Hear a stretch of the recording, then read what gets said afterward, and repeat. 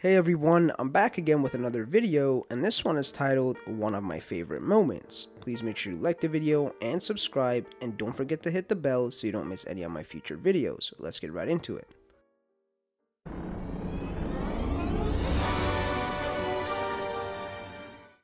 I was inspired tonight to share the story, which I hope is at least interesting. It never fails to bring a smile to my face. After finding evidence my then wife was probably having an affair, I was investigating. Honestly, I was also looking for innocent explanations. My boss always said, look for the innocence, when we would investigate suspicious behavior. 2 days after I determined she'd been at a hotel instead of work, I looked at her phone.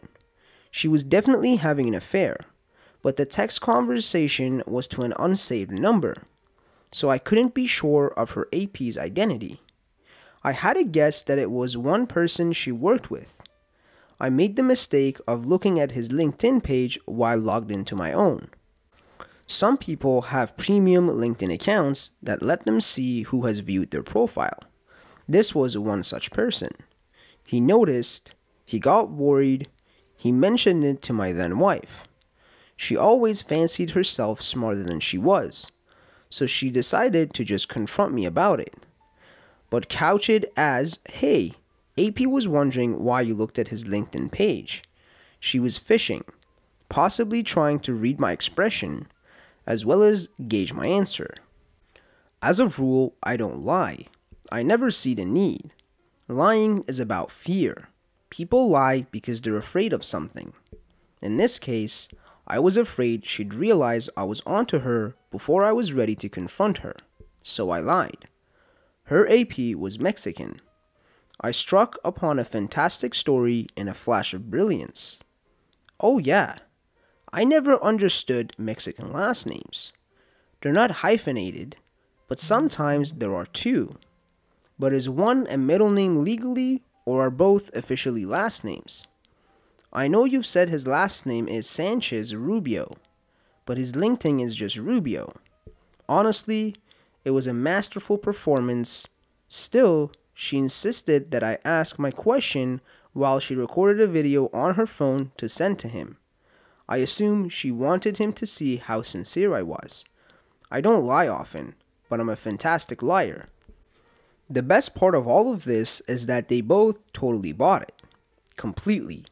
Later that evening, I looked at the text conversation between her and her AP, who I still hadn't positively identified. His number was unsaved in the phone, and though that LinkedIn conversation was wildly suspicious, it wasn't definitive. Except that he was so convinced of the sincerity of my question of Mexican culture, he took a picture of his driver's license and sent it to her in their text conversation. He'd basically signed his name. It made me think of an old Dave Chappelle joke that he'd only believe someone was guilty if he'd held up a copy of his driver's license. Well, her AP did, which was thanks to my breathtaking spur-of-the-moment lie and video performance. Though they were worried at first, they realized they were both much too clever for me. Yes, I changed the names to protect the guilty. And the OP has some updates for us. Some folks are asking for an ending, so here's a quick version. I'm terribly long-winded, sorry. These events took place 6 days before I went to visit a lawyer. It was the first appointment I could get. It also happened to be our 5th wedding anniversary. My plan was to ask for a divorce the next week because no one would ask for a divorce on a wedding anniversary, right? Well, the visit to the lawyer really hit me hard. My lawyer told me that no one wins. She was right. I went home from work early. It freaked out my then wife because she thought I was going to surprise her at work for her anniversary or something. Spoiler, she wasn't at work. She was at a hotel. She still doesn't know I know that. But my behavior made her very curious, so I had to tell her I suspected you're cheating. Lawyer told me not to reveal the proof. She pointed out, correctly, that she'd been lying all this time, so she's not going to stop.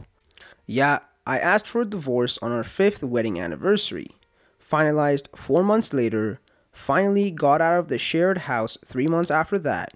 We share 50-50 custody of our now 5-year-old daughter. My ex-wife still has to yet admit to anything, and I don't need her to. I have lots of proof. The happy ending is that I am much happier being away from her. I feel freer to move and breathe. She used to complain about even my breathing. I can do crazy things for my daughter, like paint an entire wall in rainbow colors or build her a castle. I will be posting later on my Zanzi Halloween decorations, Freedom.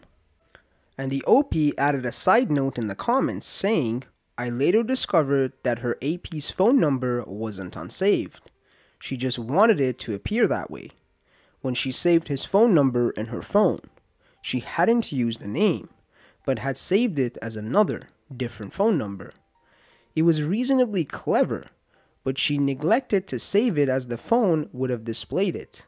In the US, you can write out 10-digit phone numbers as 123-456-7890 or 123-456-7890.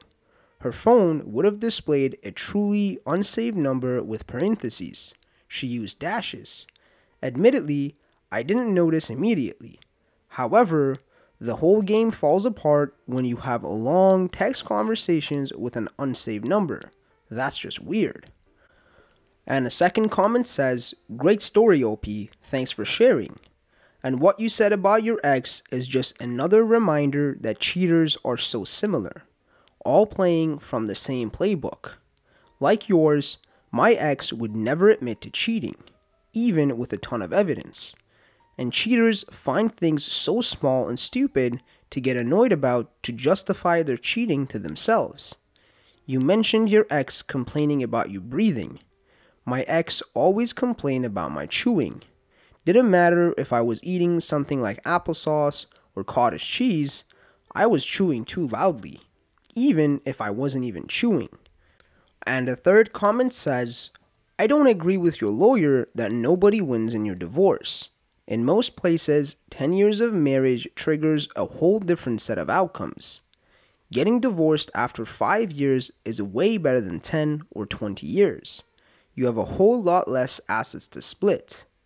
Personally, I'd put stipulations in the custody agreement about introducing romantic interest to your child.